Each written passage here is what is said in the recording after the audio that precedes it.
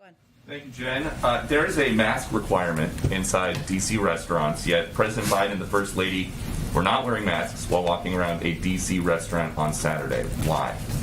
Well, I think what we were referring to is a photo of them walking out of a restaurant after they had eaten, masked in hand, where they had not yet put them back on yet. So I would say, of course, there are moments when we all don't put masks back on as quickly as we should. But I don't think we should lose the forest through the trees here, and that our objective here is to get more people vaccinated, make sure that that schools and companies around the country can put in place requirements to save more lives and keep people safer. And not overly focus on moments in time that don't reflect overarching policy. It was not just exiting the restaurant, though. He was walking through the restaurant with no mask on. There is a carve-out for people under 2 or people who are actively eating or drinking, so I'm just curious why the president was doing this. I think I just addressed it, Peter. Okay.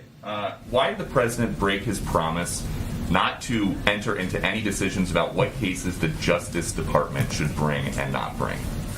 How did he break his promise? Well, he was asked if the DOJ should prosecute people who defied January 6th committee subpoenas, and he did not say, "I will let the Justice Department decide." He said, yes. Well, let me reiterate, and I put out a statement also on Friday night on this, where I conveyed clearly that, one, the president continues to believe that January 6th was one of the darkest days in our democracy. He also continues to believe that the Department of Justice has the purview and the independence to make decisions about prosecutions. And that continues to be his view, and that continues to be how he will govern. You say that is his view, but that is not what he said. I just conveyed what his view is, and that is also how he has operated, how he has governed, and how he will continue to govern. And I think that's what's important for people to watch. So then what's changed since last year when he said, "I will not do what this president, former President Trump does, and use the Justice Department as my vehicle to insist that something happened"?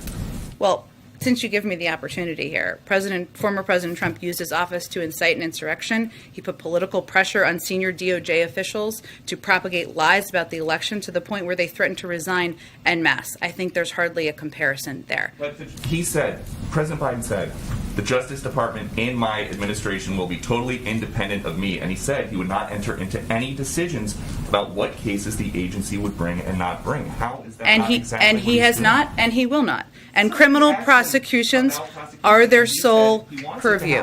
Criminal prosecutions are the sole purview of the Department of Justice. That is the president's position. That is what he nominated the Attorney General to operate under. That is exactly what the Attorney General is doing. And those are the actions that people can watch from this administration.